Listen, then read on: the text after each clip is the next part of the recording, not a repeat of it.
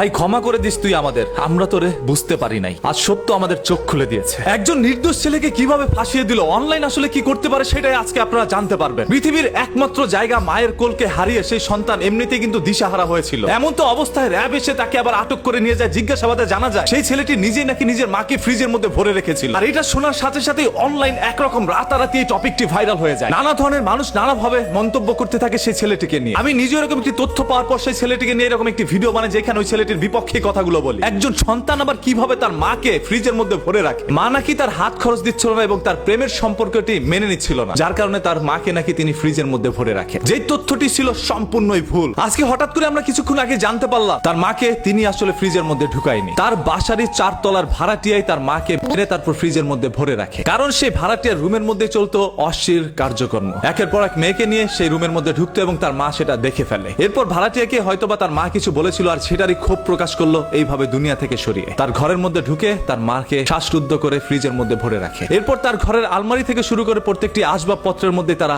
আঘাত করে, ছিন্ন ভিন্ন করে তার ঘর থেকে হাতিয়ে নেয় টাকা পয়সা। অন্যদিকে তার সন্তান ফেসবুকের মধ্যে পোস্ট করতে থাকে, আমার মাকে হারিয়ে আমি একরকম দিশেহারা। তিনি নিজে আবার আইন শৃঙ্খলা বাহিনীর আশ্রয় নেয়। আইন শৃঙ্খলা বাহিনীকে জানায় আমার মাকে কে যেন ধরে নিয়ে গিয়েছে। তিনি তখন নিজেও জানতো না তার মা কোথায় রয়েছে। পুলিশ এসেই তার ঘরের মধ্যে তল্লাশি করে ডিপ ফ্রিজের মধ্যে তার মাকে খুঁজে পায়। এরপর সন্দেহজনক ভাবে তার ছেলেকেই নিয়ে যায় ধরে। একরকম জিজ্ঞাসাবাদে র‍্যাবের কাছে তার সন্তান সবকিছু নাকি প্রকাশ করে দেয় যে নিজের মাকে নিজেই নাকি ডিপ ফ্রিজের মধ্যে ভরে রাখে। আর সামাজিক যোগাযোগ মাধ্যম যে কতটা ভয়ঙ্কর, একজন নির্দোষ মানুষকে কিভাবে দোষী সাব্যস্ত করে সেটারই বাস্তব প্রমাণ এখন মিলেছে। হ্যাঁ, এরকম ভাবে আমাদের বাংলাদেশের অসংখ্য মানুষকে কিন্তু রাজাকার হিসাবে আখ্যায়িত করে এই দুনিয়া থেকে বিদায় করে দেওয়া হয়েছে। সেইগুলো আপনাদের সামনে একের পর এক ভেসে আসবে। আপনাদের সবার কাছে একটা বিনীত রিকোয়েস্ট করবো, এই ভিডিওটি তাড়াতাড়ি শেয়ার করে দেন যাতে করে প্রত্যেকটা মানুষ জানতে পারে এই ছেলেটি আসলে নির্দোষ। হ্যাঁ, তবে কোনটা সত্য কোনটা মিথ্যা এখন পর্যন্ত কিন্তু ভাই আমরা কেউ ক্লিয়ার নয়। আবার দেখা যাবে যাদেরকে এখন সন্দেহজনক ভাবে ধরে নেওয়া হয়েছে এরা আবার দেখবেন এক পর্যায়ে গিয়ে বলবে ভাই আমরা তো মারি না, মারছে আরেকজন। তারপর এরাও আবার নির্দোষ প্রমাণিত হতেও পারে। তাই কোনো কিছু সম্পূর্ণভাবে জানাজানি হওয়ার আগেই সেটা নিয়ে নিউজ না করাই ভালো এবং আইন শৃঙ্খলা বাহিনীরও আরো কিছু সময় নেওয়া প্রয়োজন। আজকের সাংবাদিক এবং আইন শৃঙ্খলা বাহিনীদেরকে নিয়ে কমেন্ট বক্সের মধ্যে অন্তত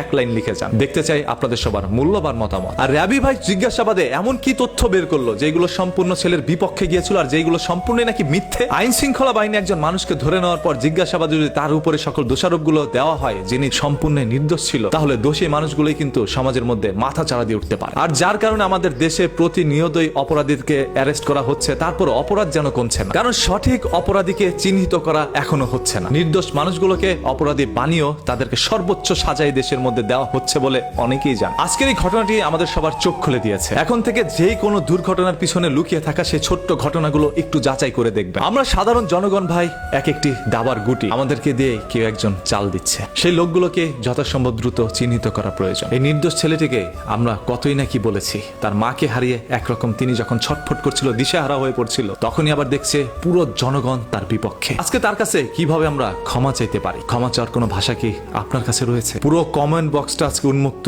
এবং আপনাদের সবার কাছে একটা রিকোয়েস্ট, এই ভিডিওটি শেয়ার করে দেন যাতে করে সত্য তথ্যটা মানুষ জানতে পারে।